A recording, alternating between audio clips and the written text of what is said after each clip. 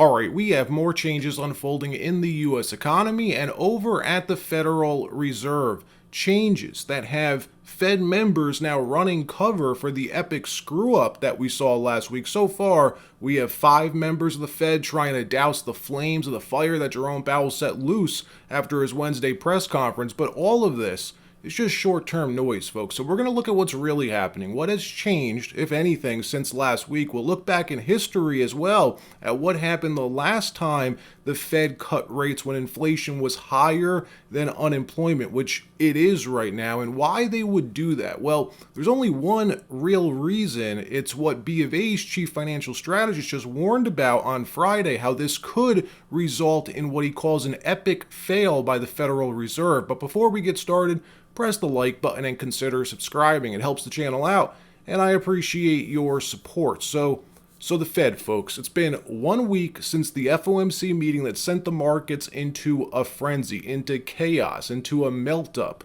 which tells you just how important these meetings and what the Fed says really are. As a lot of people think that the Fed no longer moves markets, that they lost their credibility years ago, and the markets look past the language that we hear from them. Well, last week proved that that couldn't be further from the truth. And since then, since Jerome Powell's press conference last Wednesday, we've seen multiple Fed members come out and try to clean this mess up. For example, we saw Fed Vice Chair John Williams come out on Friday and try to say that we aren't really talking about rate cuts right now. Believe me, he says, we're not. We even saw the most dovish member of the Fed, Austin Goolsbee, go on CNBC and say that he was confused about how badly the market could misinterpret Powell's remarks, how it's wishful thinking. Watch. But joining us right now is Chicago Fed Mr. President Austin Goolsbee. Austin, thanks for joining us this morning. Thanks, Steve. It's only Joe that has to call me Mr. President. Please just call me Austin. Okay. All right, we'll get to that. I'll call you Austin for the moment, or Mr. Goolsbee. Austin, I wonder if it would be useful just to start off to create a baseline here.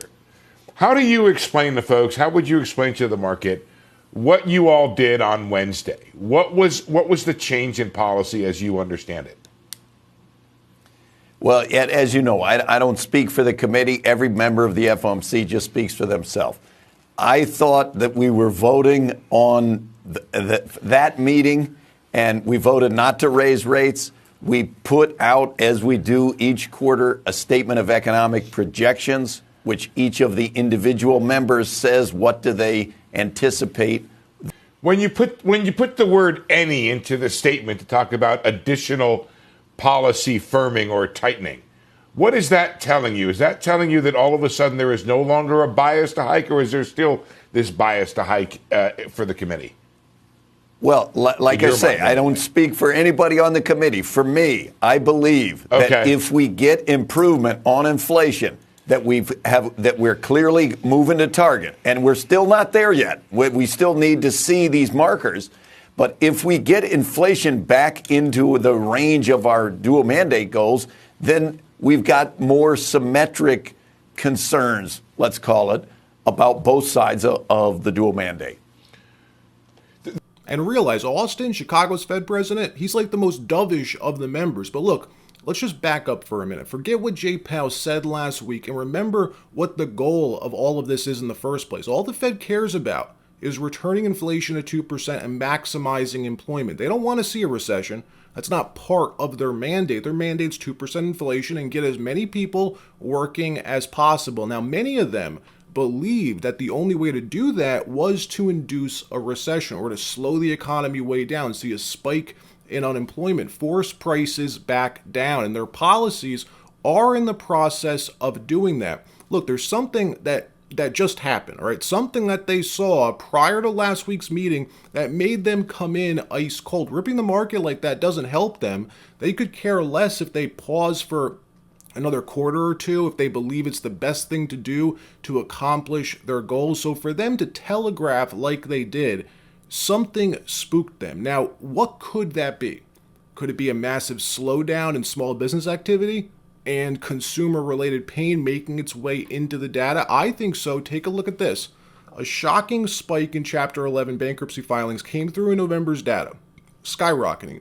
November saw over 700 Chapter 11 commercial bankruptcy filings in a single month. And heading into next year, heading into 2024, the number of corporate loan maturities is set to ramp up bigly. That, along with higher interest rates, are going to keep this number rising. So could it be that the Fed is wanting to get ahead of this, not changing policy, but trying to dampen the effect of what's about to happen next month? We're talking more than double the number of loan maturities beginning next month.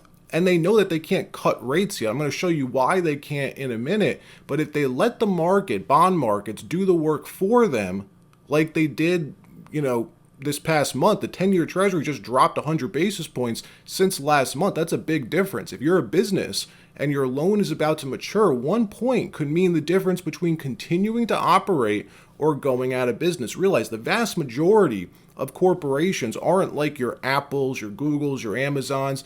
Those companies have more cash on hand than most countries do. But most businesses operate on these slim margins. After all their expenses, paying everyone's salaries, servicing their debt obligations, they're left with either these small net profits or small net losses.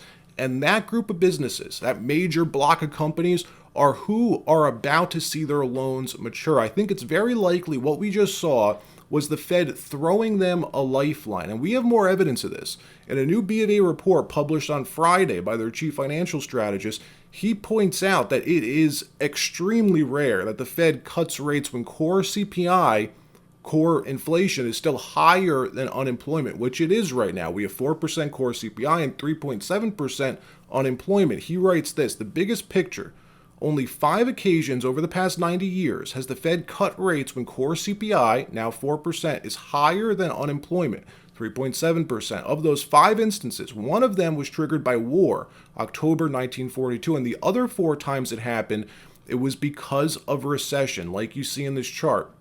If you want access, by the way, to this research database, you can find the link in the description. He goes on to say this: markets all in on infallible Fed via cheap, leveraged, distressed assets, but bonds and commodities, he believes, are the best first half 2024 hedges for early peak in soft landing expectations. Now, what's crazy is next year B of A forecasts 152 global rate cuts, the first year since 2020 that cuts are going to outpace rate hikes. He says this: tail of the tape, B of A forecasts 152 global rate cuts in 2024. First year since 2020 that cuts will outpace rate hikes. Markets merrily front-running greater than 150 basis points of Fed cuts in 2024. First cut on March 20th, 2024, 65 trading days ago. If the market is correct, that means that Fed cuts yields 4% soft landing.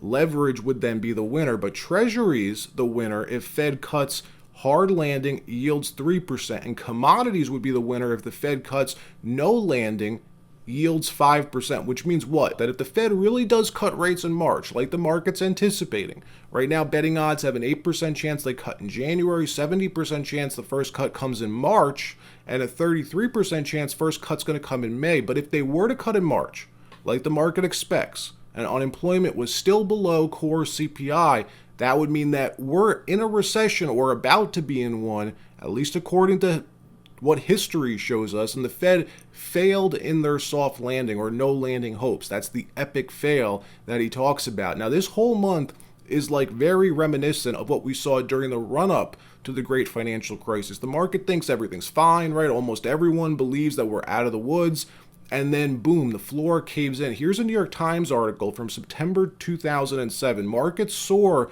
they write, after Fed cuts key rate by a half point. Well, we know what happened 1 year later.